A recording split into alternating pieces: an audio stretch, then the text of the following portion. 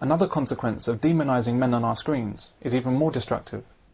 80 men kill themselves every week in the UK, and male suicides account for more than 75% of the total. Whereas female suicides have steadily reduced since 1970, male suicides have steadily increased. From the late 70s and early 80s, there was a huge increase amongst suicides. The age group of men between, I think, 24 and 35 is one of the highest groups, which is quite unnatural, you know, that normally you would expect it to be older men who were sort of at high risk, whereas now it's becoming younger men. And although although rates haven't risen for the last 10 years or so, the fact that they have stabilised kind of demonstrates that there has been a change for some reason that we don't fully understand. So it kind of went like that, and it's sort of, that level has, it seems as if it's peaked, it's not going back down, but we're still in this level where since the 70s more young people are taking their own lives than you would expect. It's on the increase. And it's still on the increase compared with female suicide. And I'm not surprised. What do you think is going on? Why would more and more young men be committing suicide? Well, you've probably got a whole range of different things. I mean, it's the social pressures on young men that are making them feel bad about themselves anyhow. You've got family breakdown, which affects boys quite adversely. Domestic violence is probably another cause of it. A whole range of things. I mean, we've had 3 cases ourselves of men committing suicide because of domestic violence.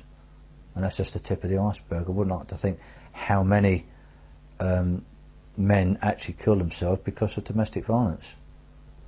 You know, you keep hearing about the 2 women are killed every week, and they don't mention the fact that in actual fact 30 odd men are killed every year by their wives as well. But how many more are actually committing suicide?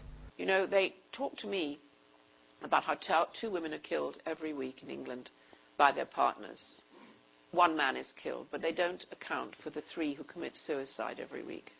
I know those men, and I know why they kill themselves. One that Samaritans is particularly interested in is suicide in the media, and the strategy seeks to inform journalists about the way in which portrayals of suicide in the media can affect vulnerable people's behaviour. For example, there was an incident in the 90s where in Casualty there was a paracetamol overdose suicide attempt, and suicide attempts using that method went up by 17% in the week following the broadcast of that programme, and there was a direct link between people who'd seen the programme and who had then gone on to take their own life in that way, and who had chosen to take their own life as a consequence of that programme.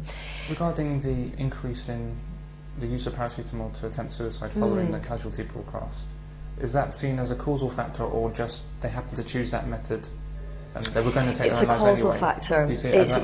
There is the research that is done around this is quite interesting, because I get asked that a lot. You know, is it an absolute increase that it caused, or was just a change in the methods? And it wasn't that factor it wasn't that example that got analysed in that way, but there was another one which was called where a German TV show showed, it was called Death of a Student, and every week at the starting credits they showed a man being run over by a train, killing himself by being run over by a train, and suicide attempts using that method increased, but also the number of suicides increased, you know, following it, showing that it wasn't just people choosing that method, it had contributed to an actual overall increase in suicide, in the suicide rates. It's a difficult thing for most people to kind of grasp, that actually, you know, something on TV could have a real and direct effect, but it really does, and positive reporting can totally save lives. So if the portrayal of suicide can lead to an increase in suicides, what does the portrayal of male disposability cause? What are the real-world effects of the continual killing, beating, suicide and sexual violence against men in our media? But we don't seem to recognise prejudice as even a possibility with men, because men, for some reason, are not considered to be a distinct group. That's why here in the Shield, for example, male prostitutes are called hustlers instead of prostitutes. Got gay bashers going after male hustlers out on the stroll. Calling them hustlers lends the men some kind of control over their situation, like it's their chosen career. Whereas with women, they are prostitutes, innocent victims of vicious pimps. They're the same, yet we call it differently. In our private lives, it's men who walk women to their cars or front doors at night.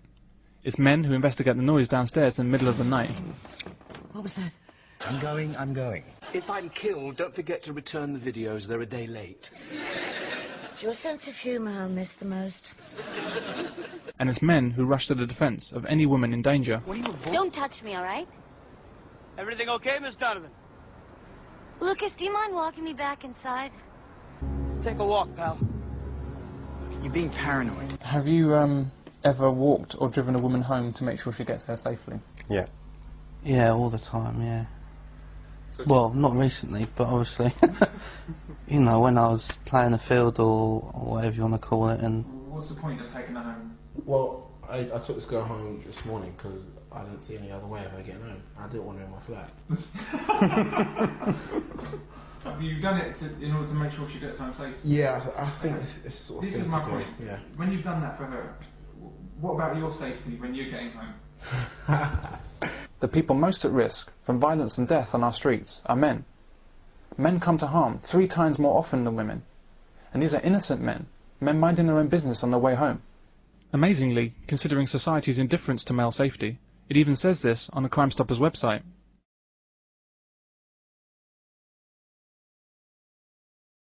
Despite the glaringly obvious fact that men are in greater danger, that twice as many men are murdered and 3 times as many assaulted in the UK, we instead focus on danger to females.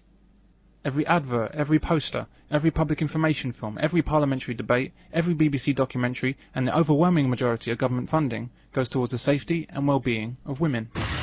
Really, cab, love? How much is it, Fallon? If you want to know the true cost, ask a rape victim. 10 sexual assaults are committed in London every month. This bunch of women have actually set up a group of pink cabs where it's only driven by women and only for female passengers. And I thought, how many men would get away from setting up blue cabs driven by men only, for men only?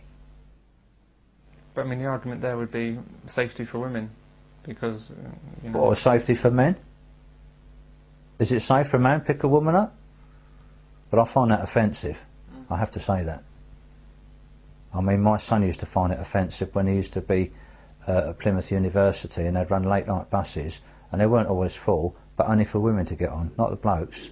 Blokes could walk through the streets and a bloke could easily be set about by some drunkard and have his head smacked in, but the buses were only laid on for the girls. And then the bus would pull away, perhaps with just half full with girls, and the blokes would have to walk. Yeah? The implication is, you know, the fact that you're a man is the problem. Mm. Exactly, yeah. You're of lesser worth. Hard being a man today. Hard being a man today. Why is it so hard to be a man? Because nobody cares about men. Nobody gives a fuck about men. If you see a homeless man on the street with a dog, you feel sorry for the dog. So we got to get that dog some food. What about the man? Oh, fuck him. So every night on TV, I see there's a new missing woman. We gotta find Carol. Where's Carol? We must find Carol. Carol didn't come home last night. Where the fuck is Carol? I never see one of these things for a missing man yet. It's like Bob didn't come home last night. Good. I hope he never comes home.